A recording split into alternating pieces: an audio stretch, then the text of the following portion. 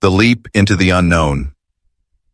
The cafe smelled of roasted beans and warm pastries, a comforting aroma that usually soothed Luna Carter after hours of serving customers.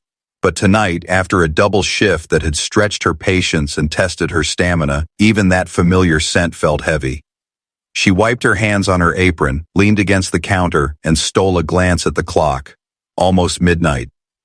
Her feet ached, her shoulders slumped, but she forced herself to smile as the last few customers lingered at their tables. Smiles were her armor, her way of pushing through exhaustion. Smiles reminded her she was more than her tired body, more than the bills stacked at home. She adjusted the tray in her hands and walked toward a corner booth, trying not to wobble.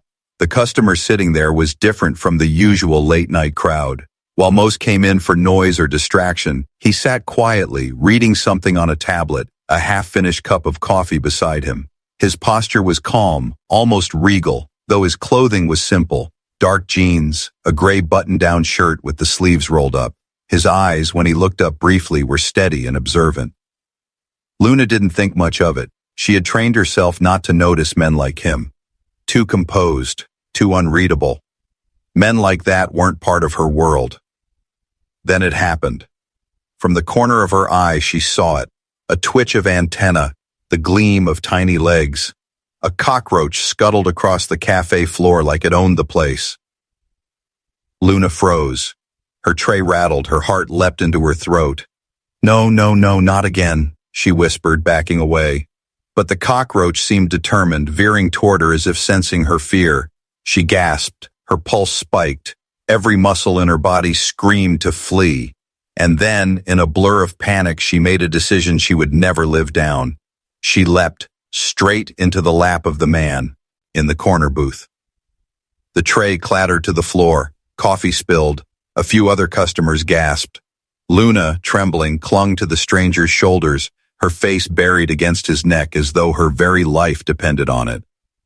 The cafe fell silent for a heartbeat.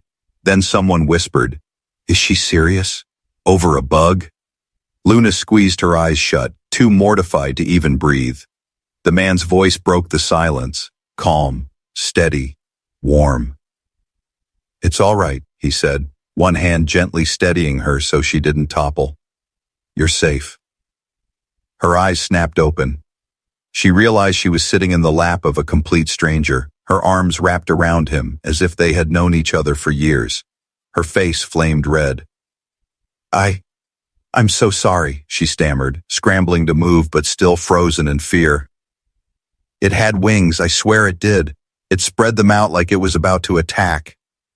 The man raised an eyebrow, his lips curving into the faintest smile. "A mutant cockroach? That's a first."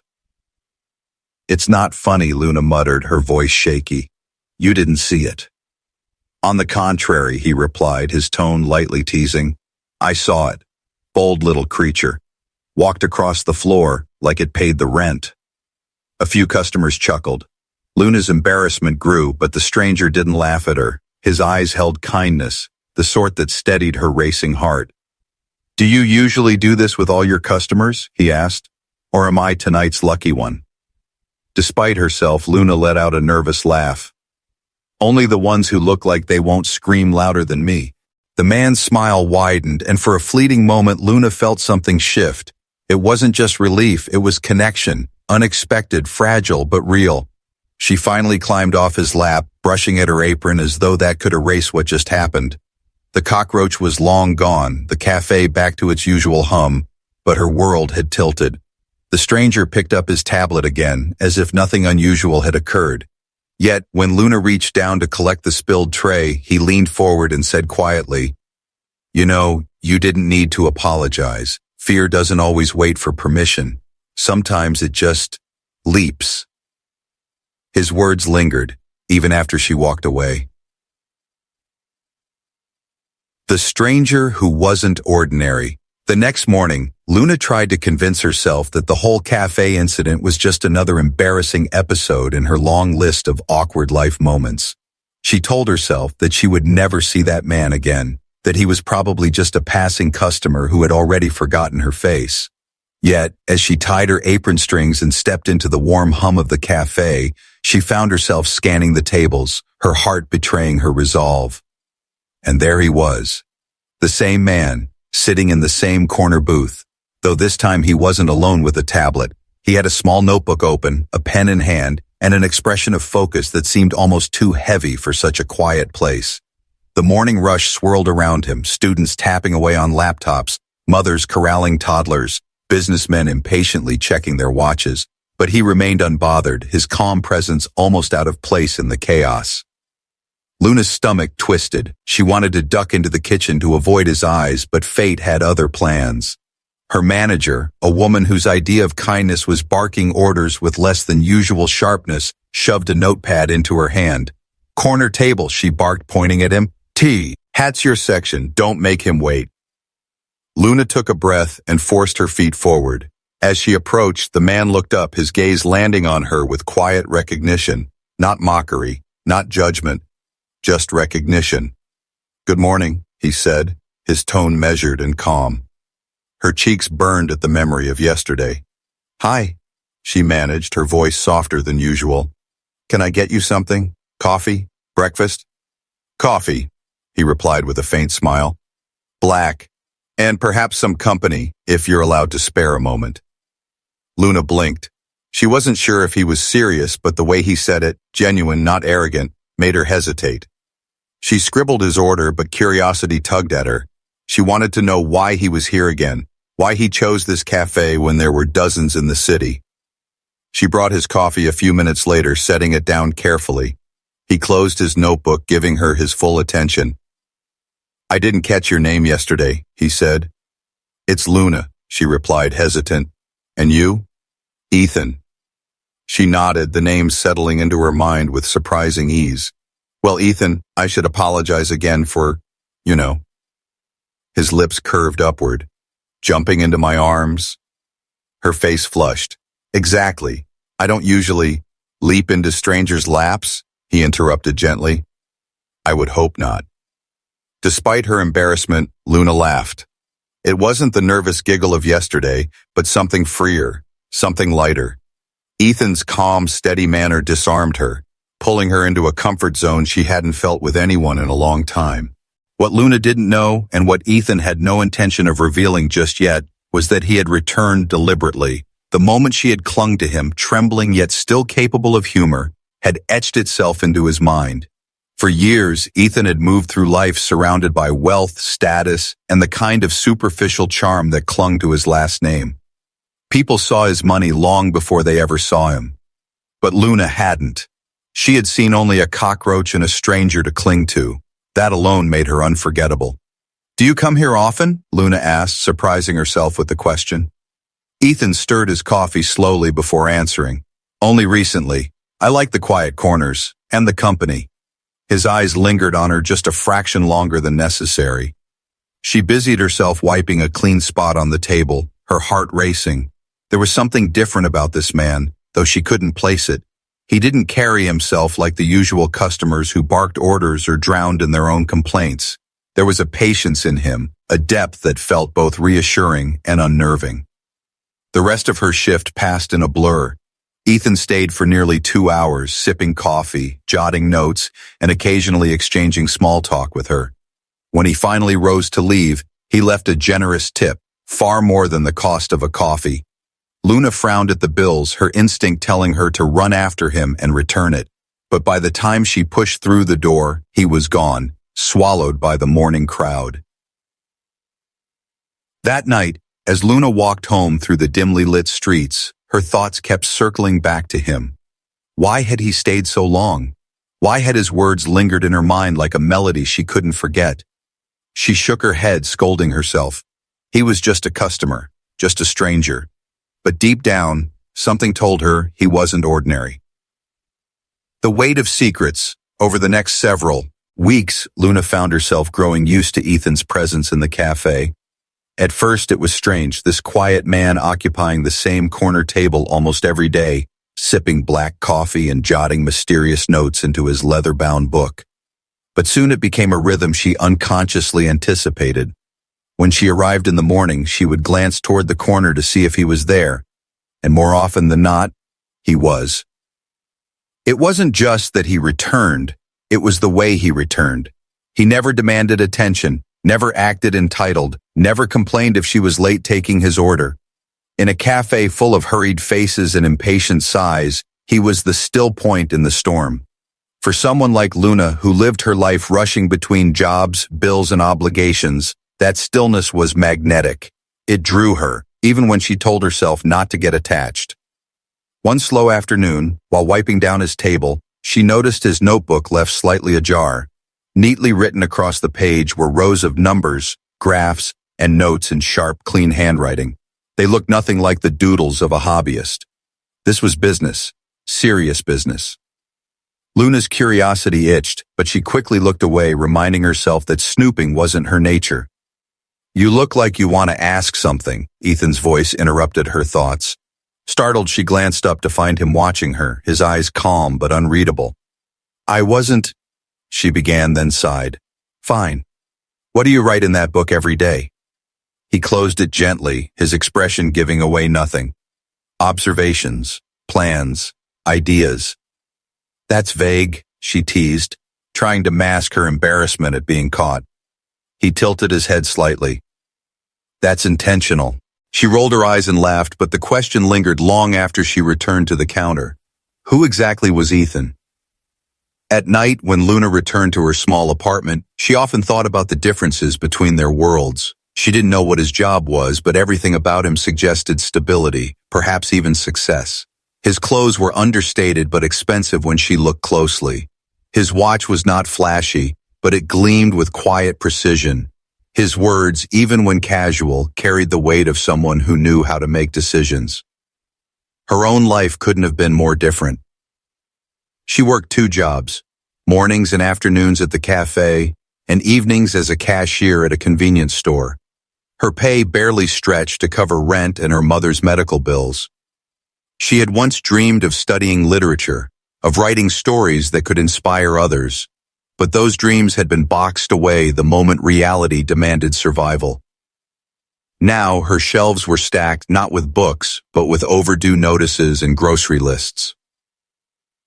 One evening, after finishing her late shift, she collapsed on her worn couch, staring at the ceiling.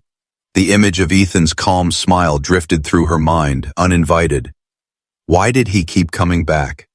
Why her cafe when he could afford better ones?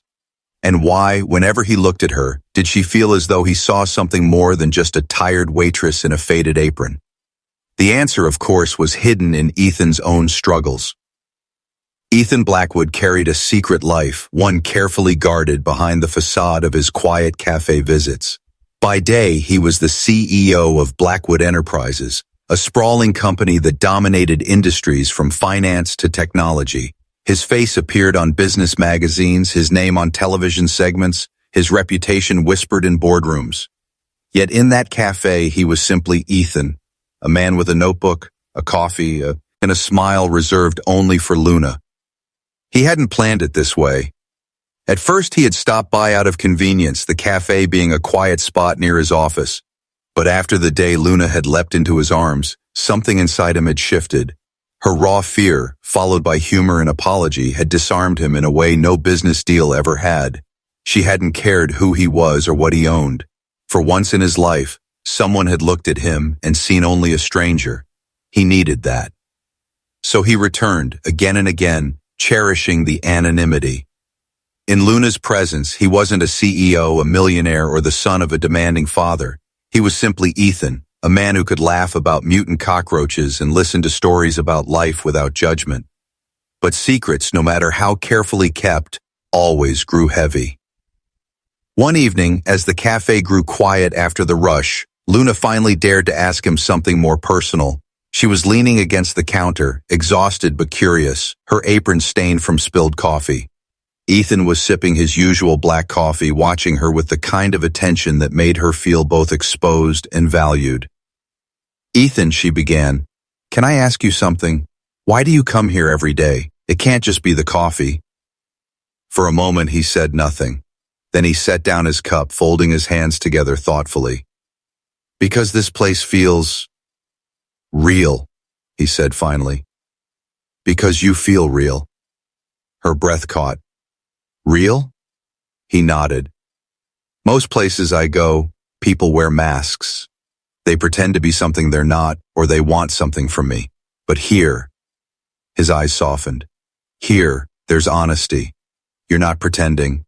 You're not trying to impress anyone. That's rare. Luna blinked, unsure how to respond. No one had ever said anything like that to her. Most people overlooked her, or at best, pitied her. Yet Ethan spoke as though her simple existence mattered. Till, a part of her couldn't help but laugh lightly, deflecting. Well, I'm glad my clumsiness and apron stains make me so real.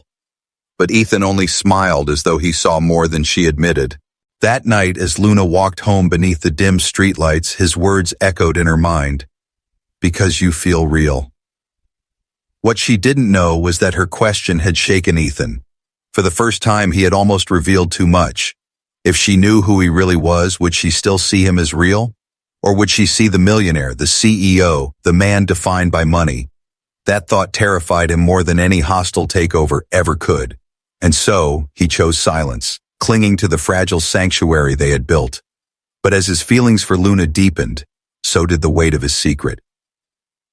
When worlds collide, the world has a way of testing bonds at the very moment they begin to matter most. For weeks, Luna and Ethan had fallen into a rhythm so natural that she almost forgot he was a stranger who had once been just another customer.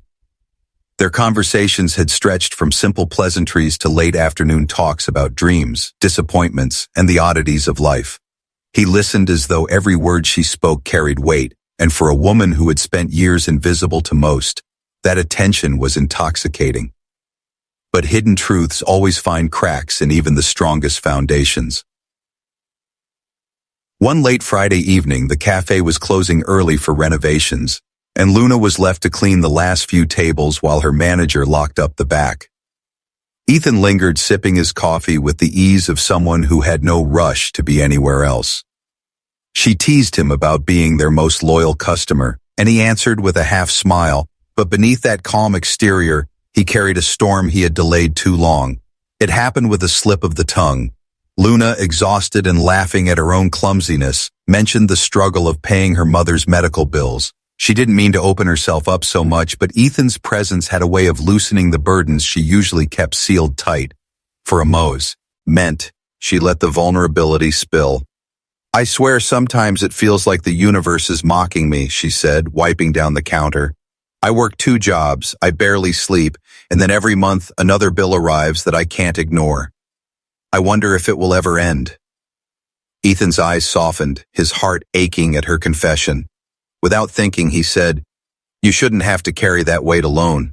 Medical expenses like that could be covered easily if... He stopped, too late, realizing what he had revealed. Luna froze, her cloth pressed against the countertop. If what? She asked quietly. Ethan's mind raced. He hadn't meant to let it slip. She wasn't supposed to know. Not yet. He tried to deflect. If you had more support, friends, family... But Luna shook her head slowly, her gaze narrowing. No, that wasn't what you were going to say. You said, covered easily, like it was nothing, like you could just... Her words faltered, but the suspicion in her tone sharpened. Ethan, who exactly are you? The silence stretched, heavy and suffocating. Ethan's instinct was to protect her from the truth, but the very act of holding it back had now betrayed him. He exhaled, leaning back in his chair, and for the first time, Luna saw the weight in his eyes, the burden of someone used to carrying more than just his own life. Luna, he began carefully, there are things about me I haven't told you, not because I wanted to lie, but because I wanted you to know me, not for what I own or what I represent. Her heart thudded. What do you own? He hesitated, but there was no turning back. My name is Ethan Blackwood. I run Blackwood Enterprises. Luna blinked. The name struck her like a bolt of lightning. Everyone in the city knew that name. It was plastered across skyscrapers, whispered in news reports, associated with wealth, power, and influence that seemed untouchable. You're joking, she said, half laughing, half shaking. But Ethan's steady expression told her otherwise. Her knees weakened. She grabbed the edge of the counter for support. All this time, you've been sitting here pretending to be some quiet stranger and you're him? The millionaire? The CEO? Ethan rose slowly, his voice steady but tinged with desperation. I didn't want to pretend. I just wanted to exist without the noise. With you, I could breathe. You didn't see me as a bank account or a headline. You saw me as a man. That's why I stayed. But his words, though heartfelt, collided with the storm of betrayal rising in Luna's chest. She replayed every conversation, every smile, every moment of trust. Had he been laughing behind her back? Had he pitied her struggles while living in a world of comfort? So while I've been spilling my life to you, she said, her voice breaking, you've been sitting there with all your secrets, pretending to understand poverty when you've never had to worry about a single bill in your life? Luna, it wasn't like that. Wasn't it? She snapped, tears burning in her eyes. Do you know what it feels like to walk home not knowing if you can pay rent? To watch your mother's health decline while you count coins just to buy her medicine? And you sat there silent, knowing you could have solved it with the swipe of a pen? The cafe felt colder, the air thick with the clash of two worlds colliding. Ethan stepped closer, but she backed away, her hands trembling. I didn't want you to think I was trying to buy you, he said, his voice raw. I wanted you to see me for who I am, not what I have. But Luna could only hear the echo of deception. All I see is another man who thought I wasn't worthy of the truth. Her words cut deeper than any corporate betrayal Ethan had ever endured. He had faced hostile takeovers, boardroom enemies, public scrutiny, but none of it had pierced him like the sight of Luna's tears and the distance in her eyes. Without another word, she untied her apron, tossed it onto the counter, and walked out into the night. Ethan remained frozen in the cafe, surrounded by the remnants of spilled coffee and silence. For the first time in years, he felt powerless, not because of lost deals or crumbling markets, but because he had lost the trust of the one person who had ever seen him as real. Outside, Luna walked quickly through the dark streets, her breath ragged. She told herself she was done, that she wouldn't be fooled by charm or wealth again. But even as she tried to banish him from her heart, her chest ached with a truth she didn't want to admit. She had already let Ethan Blackwood in, and pushing him out would break her more than she was willing to confess. Proof of the heart. For days after their confrontation, Luna tried to bury Ethan Blackwood from her thoughts. She avoided the cafe during hours she suspected he might return, timed her shifts to slip past the possibility of running into him, and threw herself into extra hours at the convenience store. The weight of betrayal pressed on her chest like a stone she couldn't lift, not only because he had hidden who he was, but because she hated herself for missing him despite it all. The nights were the hardest. She would collapse into her small apartment, exhausted from balancing two jobs, and every shadow seemed to remind her of him, the way his calm voice had steadied her panic, the way he had listened as if her words carried value, the way his smile had made her feel seen. She tried to drown the memories by replaying his confession in her mind, twisting it into a weapon. I care about you. Her breath hitched, but she steeled herself. You think showing up here in casual clothes makes you normal? You think hiding your wealth changes the fact that you lied? No, he admitted, his eyes locked on hers. I can't change the past, but I can prove every day forward that I am more than the name on my business card.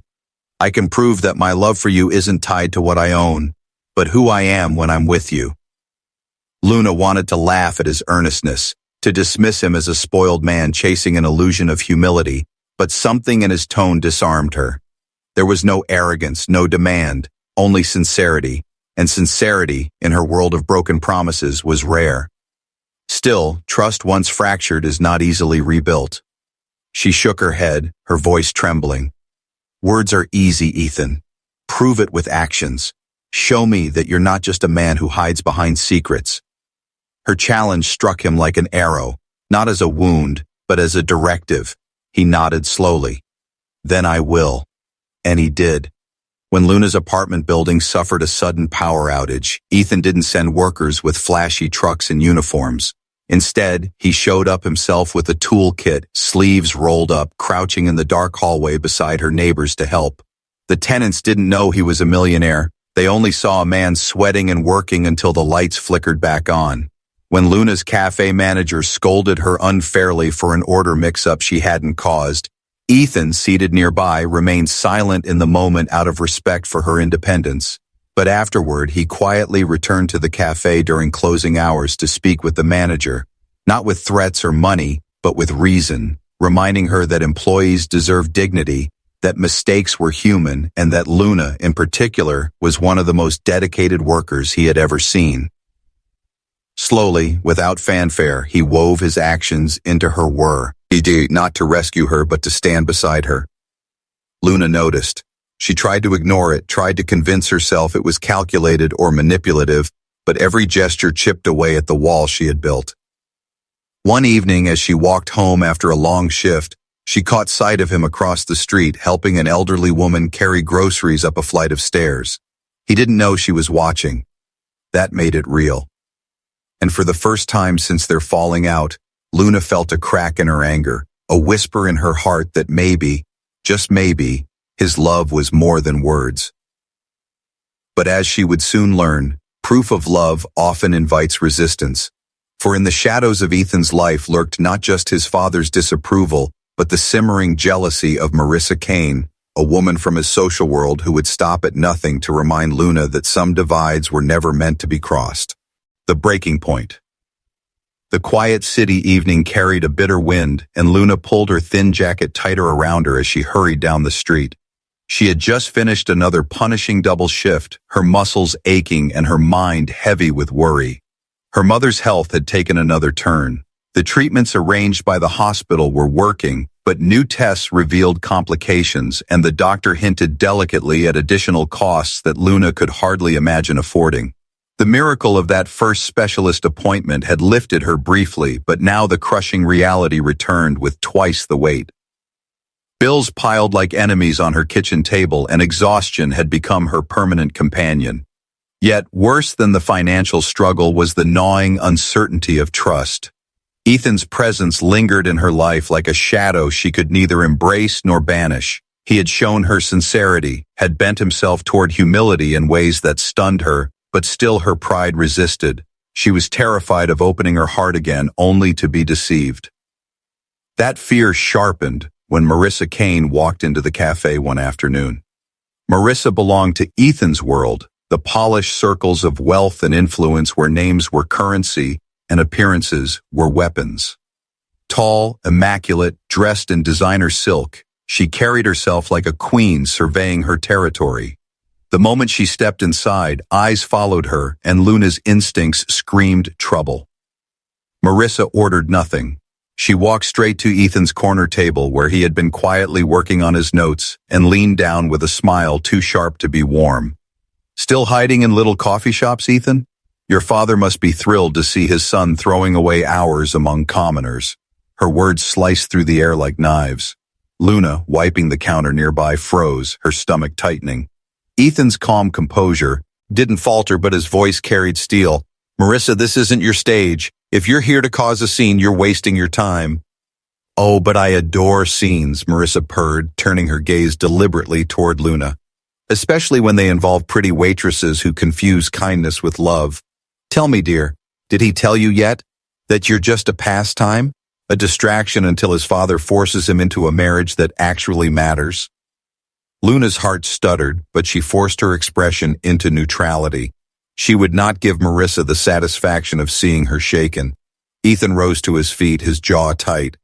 "That's enough," he said firmly, placing himself between them. "Whatever you came here for, it ends now. My choices are my own."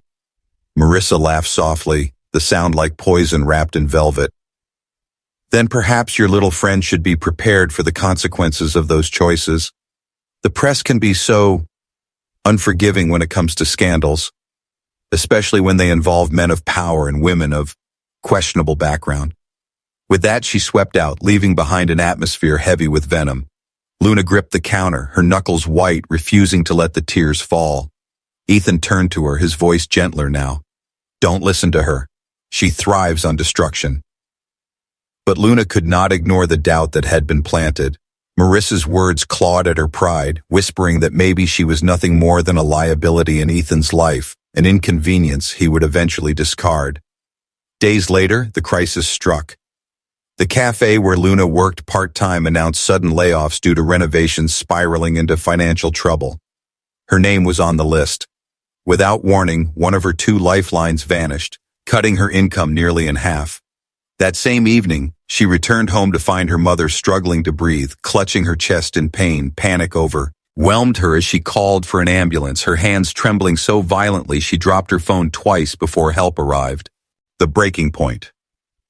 The quiet city evening carried a bitter wind, and Luna pulled her thin jacket tighter around her as she hurried down the street. She had just finished another punishing double shift, her muscles aching and her mind heavy with worry. Her mother's health had taken another turn. The treatments arranged by the hospital were working, but new tests revealed complications, and the doctor hinted delicately at additional costs that Luna could hardly imagine affording. The miracle of that first specialist appointment had lifted her briefly, but now the crushing reality returned with twice the weight. Bills piled like enemies on her kitchen table, and exhaustion had become her permanent companion. Yet, worse than the financial struggle was the gnawing uncertainty of trust. Ethan's presence lingered in her life like a shadow she could neither embrace nor banish. He had shown her sincerity, had bent himself toward humility in ways that stunned her, but still her pride resisted. She was terrified of opening her heart again, only to be deceived. That fear sharpened when Marissa Kane walked into the cafe one afternoon. Marissa belonged to Ethan's world, the polished circles of wealth and influence where names were currency and appearances were weapons. Tall, immaculate, dressed in designer silk, she carried herself like a queen surveying her territory. The moment she stepped inside, eyes followed her, and Luna's instincts screamed trouble. Marissa ordered nothing. She walked straight to Ethan's corner table where he had been quietly working on his notes and leaned down with a smile too sharp to be warm. "Still hiding in little coffee shops, Ethan? Your father must be thrilled to see his son throwing away hours among commoners." Her words sliced through the air like knives. Luna, wiping the counter nearby, froze, her stomach tightening. Ethan's calm composure didn't falter, but his voice carried steel. "Marissa, this isn't your stage. If you're here to cause a scene, you're wasting your time." "Oh, but I adore scenes," Marissa purred, turning her gaze deliberately toward Luna. "Especially when they involve pretty waitresses who confuse kindness with love. Tell me, dear, did he tell you yet that you're just a pastime? A distraction until his father forces him into a marriage that actually matters?" Luna's heart stuttered, but she forced her expression into neutrality. She would not give Marissa the satisfaction of seeing her shaken. Ethan rose to his feet, his jaw tight. "That's enough," he said firmly, placing himself between them. "Whatever you came here for, it ends now. My choices are my own." Marissa laughed softly, the sound like poison wrapped in velvet. "Then perhaps your little friend should be prepared for the consequences of those choices.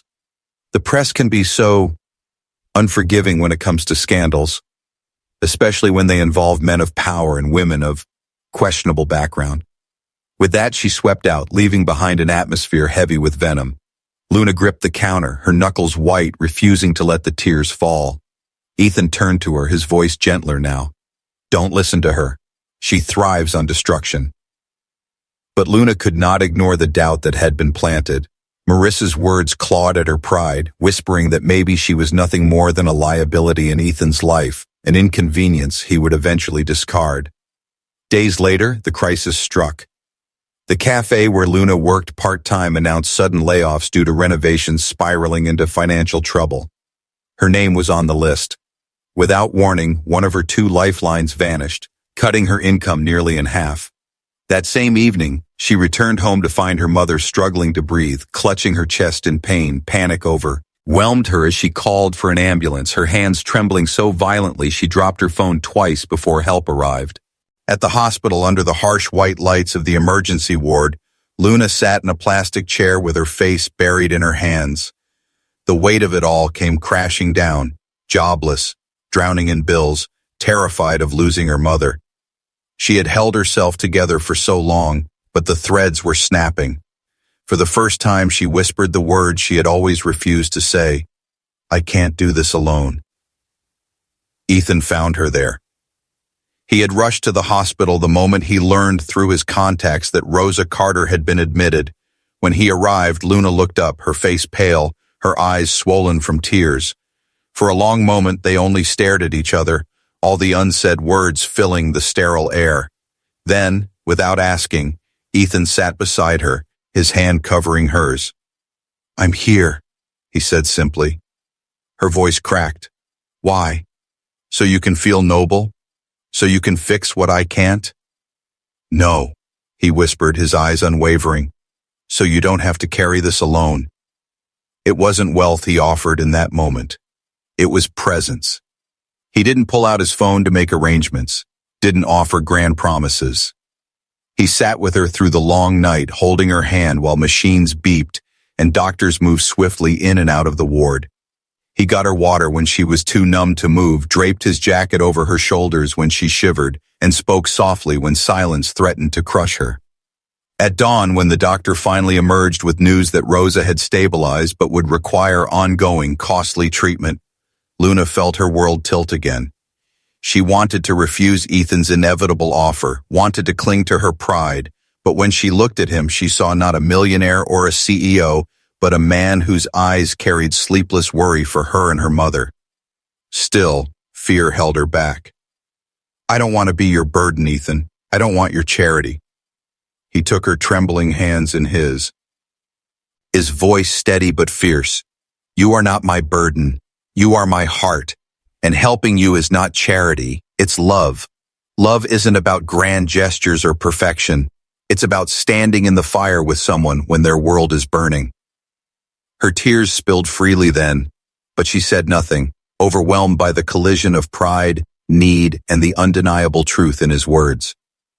Yet the breaking point had not fully passed, for even as Ethan poured himself into protecting Luna, he would soon face the greatest test of all, standing against his father and the empire built on his family name.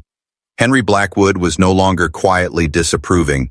He was preparing to intervene, ready to tear apart whatever fragile bond Ethan and Luna had built, love that leaps beyond fear. The Blackwood estate stood like a fortress at the edge of the city, its towering gates and sprawling lawns a symbol of the power Henry Blackwood had amassed over a lifetime.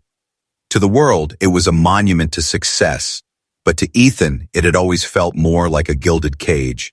Tonight, it was the stage for a battle he could no longer avoid. Henry sat in the grand study, flanked by shelves of leather-bound books and the portraits of stern ancestors who seemed to watch every decision. His voice carried the same authority that had shaped Ethan's childhood. You've let this nonsense go far enough, Henry said coldly. This girl is a distraction. She comes from nothing, she offers nothing, and she will drag our family name into the gutter. End it. Now. But Ethan, standing tall before his father, no longer bowed to that authority. His voice, calm yet unyielding, cut through the silence. She is not a distraction. She is the only reason I've remembered what it means to live. With her, I am not a CEO, not a Blackwood. I am just Ethan, and that's worth more than every dollar in this empire.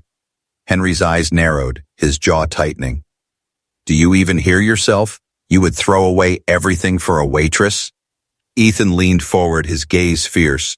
I would throw away everything for love that is real. I've watched you build walls so high that even your own family couldn't reach you. I will not repeat your mistakes. The words stung, for they struck at Henry's deepest truth, that in his pursuit of power he had lost the softness of connection. He masked the wound with anger. If you walk this path, don't expect my support. Don't expect this company, this fortune, or my blessing. You'll be on your own. Ethan's response was immediate. Then so be it. Meanwhile, Luna sat in her modest apartment, torn apart by her own war of emotions, the hospital. Bill lay open on the table, her mother's fragile breathing echoing from the bedroom, and Ethan's words still haunted her. You are not my burden. You are my heart. She wanted to believe him, wanted to trust that his love wasn't another mask, but the fear of being swallowed by his world paralyzed her. What if Marissa was right? What if she was only a scandal waiting to happen, a headline that mocked her existence. Her best friend Sophia visited that evening, finding Luna pacing the living room with restless energy. "You're scared," Sophia said plainly, "but don't confuse fear with truth. I've seen the way he looks at you, Luna. That's not pity. That's a man who would tear down walls for you." Luna sank onto the couch, her voice cracking. "But how do I know it's real? How do I know I won't wake up one day and find myself discarded, humiliated, forgotten?" Sophia placed a hand on hers. "You'll never know unless you leap. And haven't you learned by now that sometimes the biggest leaps, like the one into his arms that day, are the ones that change everything?" The words struck deep. Luna remembered that moment vividly. The panic, the embarrassment, and yet the strange safety she had felt in Ethan's arms. It hadn't been reason that had driven her there. It had been instinct. And instinct, she realized, was rarely wrong. 2 nights later, fate brought them together again. The hospital was hosting a charity gala to raise funds for patients in need, and Ethan, despite the storm brewing with his father, was among the sponsors. Luna attended reluctantly, having been invited by one of the nurses who admired her dedication to her mother. She felt out of place the moment she entered. The chandeliers glittered, the guests sparkled in gowns and tuxedos, and the air carried the polished coldness of wealth. She tugged at her borrowed dress, wishing she had stayed home. Then she saw him. Ethan stood across the room, his posture strong, his gaze searching, and when his eyes found hers, the noise of the gala seemed to vanish. He excused himself from the cluster of executives and walked toward her with a determination that made her heart pound. When he reached her, he didn't bow or whisper sweet lines. Instead, he spoke loudly enough that those nearest could hear, his voice steady and sure. "Luna Carter, I don't care if this room thinks you don't belong. I don't care if the world calls us impossible. What I care about is that you are the one person who makes me want to be more than my name. I love you, and I will keep proving it. Not with money, not with promises, but with every action, every day, for the rest of my life." The room stirred with murmurs, but Ethan didn't flinch. Luna's eyes filled with tears as the walls around her pride finally crumbled.